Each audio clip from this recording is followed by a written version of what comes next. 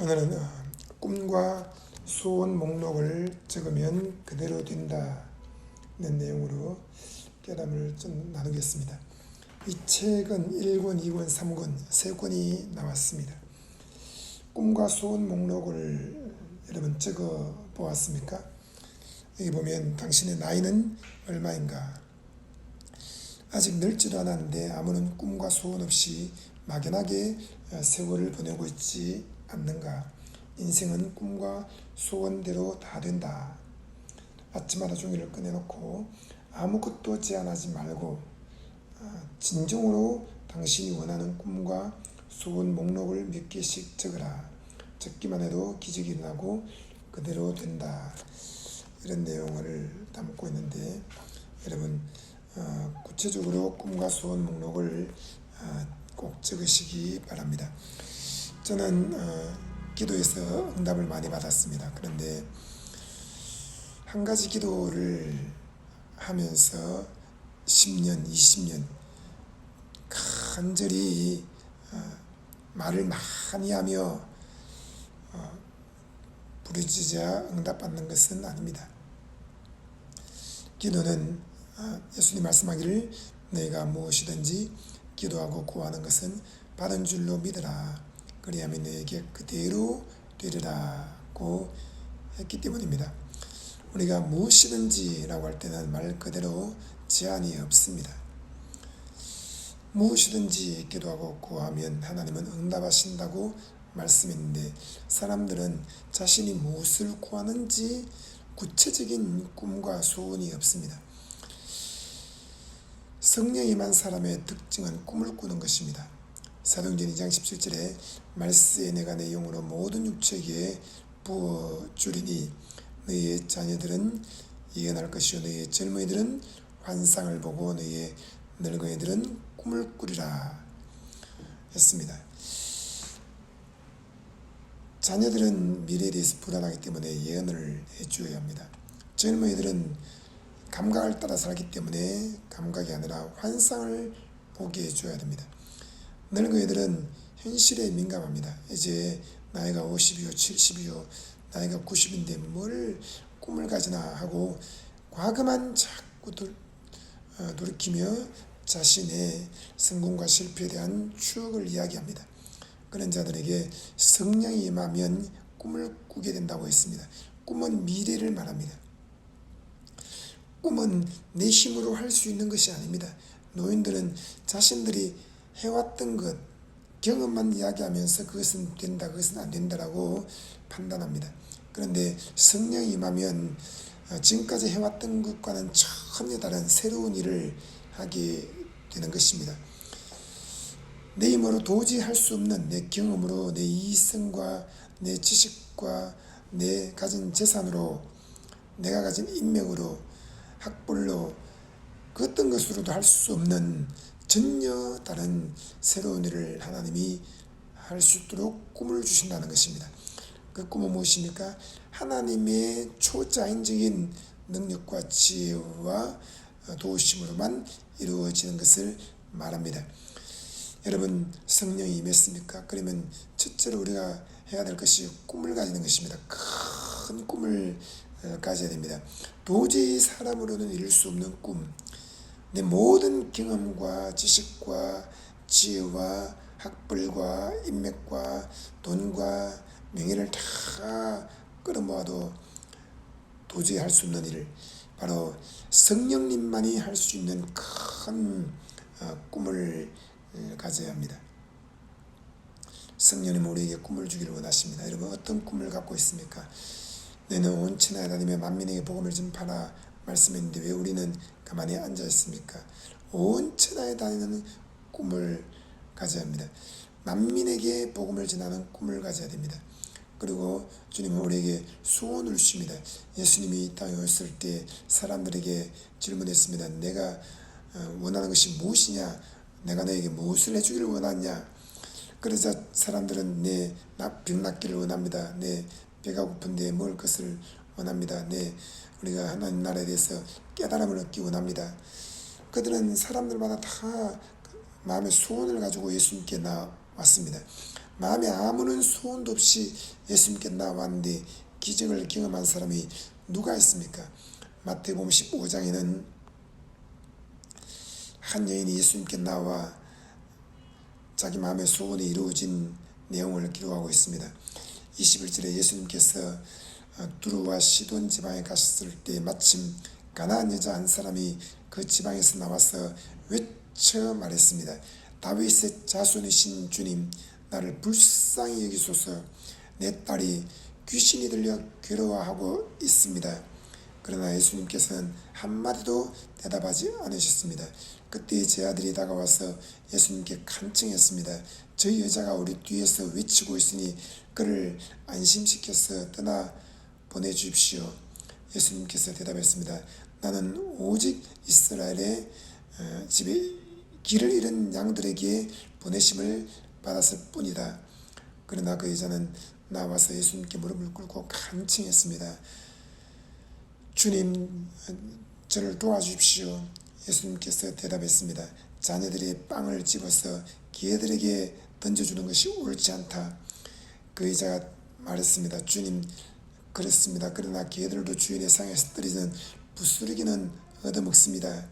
그제서야 예수님께서 그 여자에게 말씀하셨습니다. 여자여, 참으로 내 믿음이 크다. 내 소원대로 되어라. 바로 그 시각에 그 여자의 딸이 나았습니다. 여기서 예수님께서 무엇을 말했습니까? 내 소원대로 되어라 한 것입니다. 예수님께서 거기에서 떠나서 갈릴리 바닷가에 가셨습니다. 그리고 산 위에 올라가서 거기에 앉으셨습니다. 많은 무리가 걷지 못하는 사람과 지체를 잃은 사람과 눈먼 사람과 말 못하는 사람과 그 밖에 아픈 사람을 많이 데리고 예수님께 다가와서 그 발 앞에 놓았습니다. 그러자 예수님께서는 그들을 고쳐주셨습니다. 그래서 우리는 말 못하는 사람이 말을 하고 지체장애인이 성한 몸이 되고 걷지 못하는 사람이 걸어다니고 눈먼 사람이 보게 된 것을 보고 놀랐고 이스라엘의 하나님께 영광을 돌렸습니다. 여러분, 여기 전부 바로 예수님께서 그들의 소원을 이루어 주신 것입니다.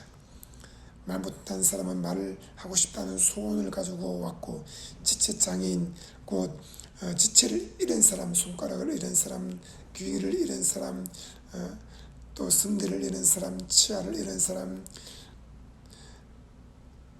다리를 잃은 사람, 수많은 그 지체장애인들이 예수님께 왔을 때 그들은 소원이 있었습니다. 그것이 온전히 되기를 원하는 것이었습니다. 그래서 예수님께서는 손가락 없는 사람에게 손가락이 생겨나게 하셨고, 귀가 없는 사람에게 귀가 생겨나게 하셨고, 또 성대가 망가진 사람 성대를 회복시켜 주셨고, 다리가 부러진 사람 다리를 정상으로 고쳐 주셨고, 그들에게 모든 소원을 이루어 주신 것입니다. 여러분, 예수님은 지금도 우리에게 오셔서 물으십니다. 내 소원이 무엇이냐? 내가 너에게 무엇을 해주기를 원하냐?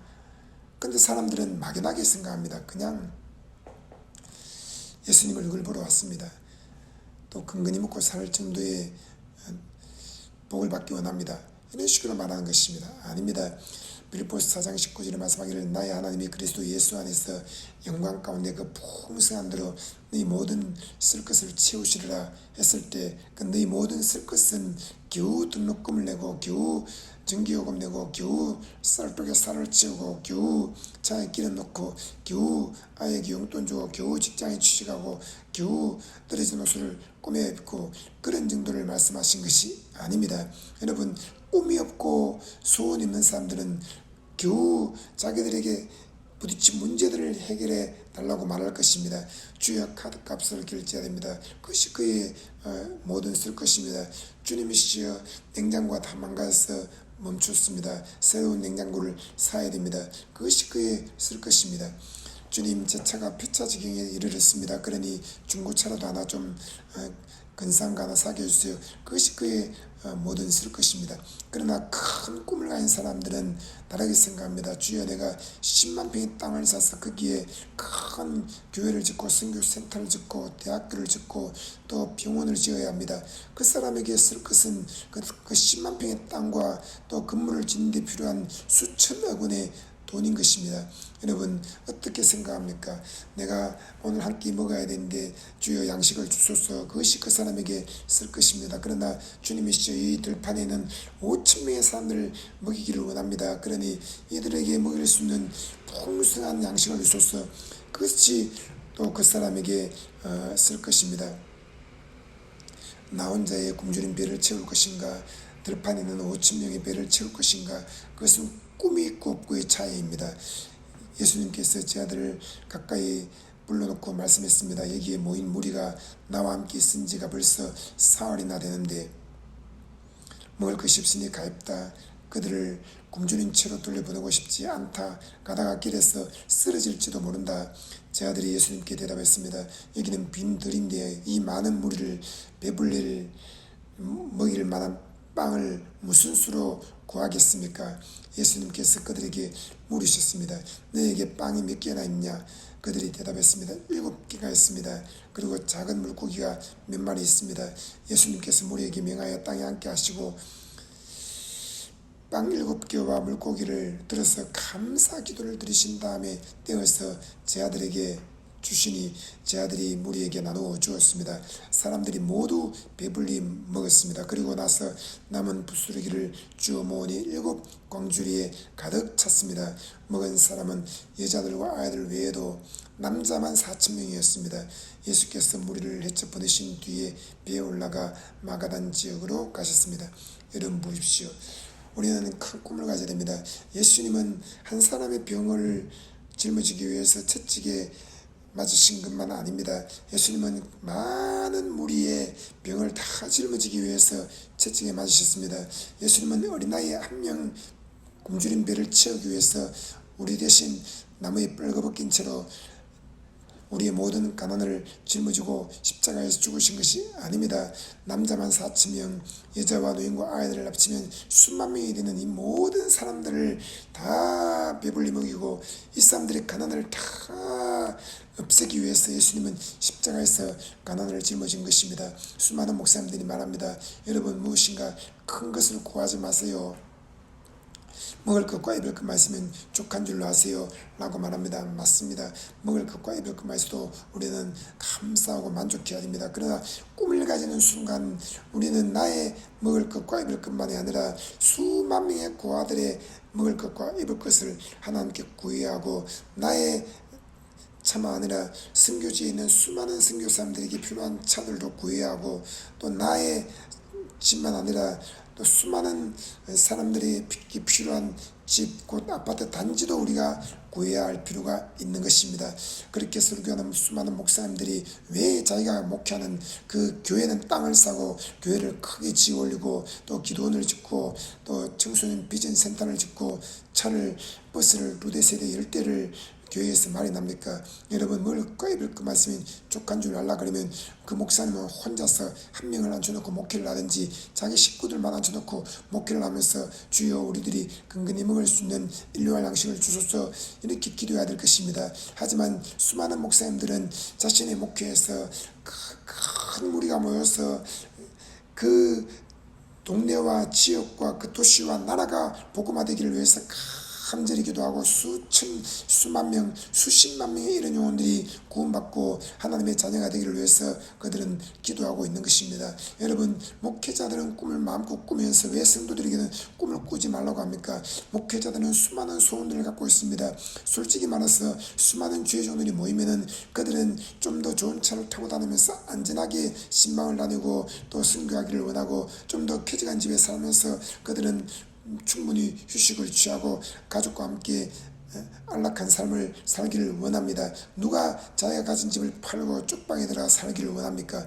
여러분 목회자들은 좋은 집, 좋은 차, 좋은 옷, 좋은 신발, 좋은 음식을 먹기를 마음에 소원하고 그것을 서로가 원하면서 왜 성도들에게는 좋은 집, 좋은 차, 좋은 옷, 좋은 음식을 먹는 것을 사치라고 말합니까? 그렇지 않습니다. 우리는 목회자이든 목회자가 아니든 동일하게 만왕의 왕이신 하나님의 자녀인 것입니다. 그러므로 우리는 하나님의 자녀로서 이 땅에 살 동안에 모든 것을 누릴 자격이 있습니다. 하나님은 우리가 모든 것이 넉넉하여 모든 착한 일을 넘치게 하기를 원하십니다. 여러분, 교회도 그렇습니다. 벤츠 한 대가 오면은 왜 벤츠를 몰고 교회 왔냐 이렇게 말하면 안 되는 것입니다.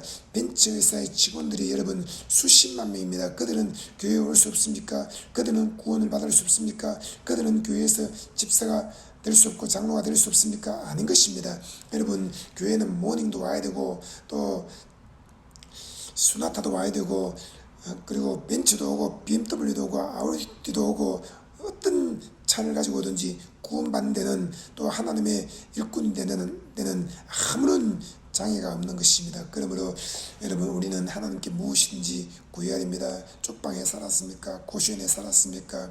원룸에 살았습니까? 잘했습니다. 그러나 언제까지 그렇게 살다가 죽을 것입니까? 우리는 쾌적한 돈 넓고 좋은 아파트도 하나님께 구해야 하는 것입니다. 여러분, 불구자로 살았습니까? 팔다리 없이 살았습니까? 잘했습니다. 팔다리 없이 간증하고 예수님을 전하는 것도 잘한 일입니다. 그러나 예수님은 창조자이십니다. 예수님께 나온 자는 불구자, 지체가 없는 자들이 깨끗이 고침받고 온전케 됐다고 말씀하고 있는 것입니다. 그러므로 손가락 없는 자가 예수님 만났을 때 손가락이 생겨날 수 있습니다. 치아가 다 빠진 사람이 예수님이 그 치아를 만지심으로 치아가 다 생겨날 수 있습니다. 눈에 동공이 없이 태어난 아이가 예수님 안수하심으로 말미암아 그 눈에 동공이 창조의 능력으로 생겨날 수 있습니다. 귓구막이 없이 오랜 동안 아무것도 듣지 못했던 사람이 예수님께서 그 귀에 손가락을 집어넣으시면 고막이 생겨납니다. 예수님은 창조자이십니다. 예수님은 없는 것을 있는 것처럼 부르시며 안 되는 것을 되게 하시며 바랄 수 없는 중에 바라게 하시며 죽은 자를 살리십니다. 죽은 지 하루가 되고 이틀이 되고 사흘이 되고 나흘이 되면 썩은 냄새가 진동을 합니다. 썩은 것도 예수님은 창조의 능력으로 다시 깨끗하게 어린아이 살처럼 만들어 주시는 분입니다. 여러분, 간이 망가졌습니까? 위장이 다 칼로 드러냈습니까? 위장이 할지라도 예수님이 만지시면 그 몸의 위장이 생겨납니다.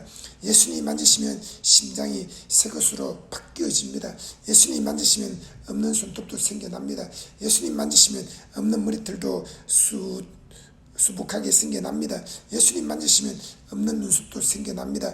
예수님 만지시면 여러분 없는 신체기관들이 다 생겨나는 것입니다. 예수님이 우리 대신 채찍에 맞으시고 피를 쏟으셨습니다. 예수의 피가 지금 이 말씀을 듣는 분들에게 흐르고 있습니다. 예수의 피로 우리는 죄를 사함받았습니다. 예수의 피로 모든 죄를 깨끗이 씻음받았습니다. 그러므로 예수의 피가 지금 여러분 머리끝에서 발까지 덮고 있고 여러분의 배에서 생수의 강처럼 터져나오고 있습니다. 예수 그리스도는 지금 여러분 속에 실제로 살아계십니다. 그 예수님은 옆구리에 창에 찔려 피와 물을 쏟으셨습니다. 그 피는 우리의 죄를 씻는 것이고 그 물은 우리에게 생수의 강을 주는 것입니다. 그런데 예수님의 옆구리에 창이 찔릴 때 피와 물이 동시에 터져나왔는데 그 피와 물이 함께 섞여서 흘러나왔던 것입니다. 그러므로 예수 그리스도를 구주로 믿는 사람은 그 배에서 생수의 강이 흘러나리라고 했는데 그 생수의 강은 피가 섞인 생수의 강입니다. 그러므로 예수의 피가 그 배에서 생수의 강처럼 흘러나게 되고 그 피는 우리의 죄를 씻고 우리의 불구를 씻고 우리의 질병과 연약함을 씻고 우리의 가난과 저주를 씻어 내리는 것입니다. 그러므로 예수를 구주로 믿는 사람은 죄만 씻음받는 것이 아니라 모든 병도 씻음받습니다. 여러분, 자폐아를 낳아서 키우는 것 얼마나 힘들고 고통스럽습니까? 지금까지 잘 키웠습니다. 그 누구도 그 사람을 정죄할 수 없습니다. 그러나 죽을 때까지 그렇게 살라는 법은 없습니다. 예수 그리스도의 피가 흐르고 예수 그리스도의 생수의 강이 흐르면 그 자폐아가 하루 만에 깨끗이 치유받아서 남은 생에는 정상적인 온전한 사람으로 살아갈 수 있습니다. 여러분 자폐아를 키우고 있습니까? 지금 그 자리에 예수님이 임재해 계십니다. 예수님이 그 아이를 안수하십니다. 예수님이 당신을 안수하십니다. 그 순간 자폐아가 깨끗이 치유받습니다. 그 정신이 온전해집니다. 그 150억개 뇌세포가 예수 그리스도의 보혈의 흐름으로 말미암아 완전히 치유가 됩니다. 깨끗이 낫습니다. 여러분 맑은 정신으로 하나님을 경외하고 집안에 평강을 가져오고, 그리고 모든 묶인 사슬들이 다 끊어지는 것이 하나님의 뜻입니다. 예수님이 지금도 살아계십니다. 그러므로 기적을 믿으십시오. 여러분 정상적으로 아이가 태어나는 것도 기적입니다. 자폐아가 태어나는 것도 기적입니다. 정상적으로 아이가 태어나는 것에 대해서 우리는 평범한 일이고 자연스러운 일이라고 생각합니다. 그런데 자폐아가 태어났습니다. 그 자폐아는 초자연적인 그런 일이 생긴 것입니다. 그런데 그 자폐아를 치유하는 것도 예수님이 얼마든지 하신다는 것을 믿어야 합니다. 여러분 그라사 광인도 깨끗이 치유받았습니다. 12회 동안 피를 쏟은 여인도 치유받았습니다. 18년 동안 사탄에게 매인 사람도 치유받았습니다. 여러분 예수님은 지금도 치유하십니다. 예수 그리스도는 어제나 오늘이나 영원토록 동일하신 분입니다. 그 예수 그리스도가 지금 여러분 앉아 계신 그 자리에 서 계십니다. 그 예수님이 지금 안수하십니다. 모든 병에서 예수 이름으로 치유될지어다. 예수 이름으로 명하니 모든 악한 영은 지금 즉시 떠나갈지어다. 다시는 오지 말라. 예수 이름으로 모든 것이 깨끗이 치유되고 온전케 될지어다. 없는 신체 기관들은 다 생겨날지어다. 연약한 부분들은 강해질지어다. 예수 이름으로 깨끗이 나을지어다. 또 재정적으로 필요한 모든 것들이 예수 이름으로 채워질지어다. 이런 큰 꿈과 많은 소원들을 가지고 예수님께 나아가서 믿음으로 고침받기 바라고 모든 것이 채워지기를 바랍니다. 예수님은 지금도 살아계십니다. 그분은 우리의 모든 죄와 저주를 다 짊어지고 십자가에서 피와 물을 쏟으며 값을 다 지불하고 죽으셨습니다. 부활하신 예수님이 우리와 함께 계십니다. 예수 이름을 부르는 자는 구원을 얻습니다. 이 메시지를 듣고 예수 그리스도를 구주로 영접하고 여러분 크게 생각하며 큰 꿈을 가지고 수많은 소원을 가지고 하나님께 기도 응답받으며 풍요로운 삶을 살기를 간절히 축복합니다. 여러분을 사랑합니다.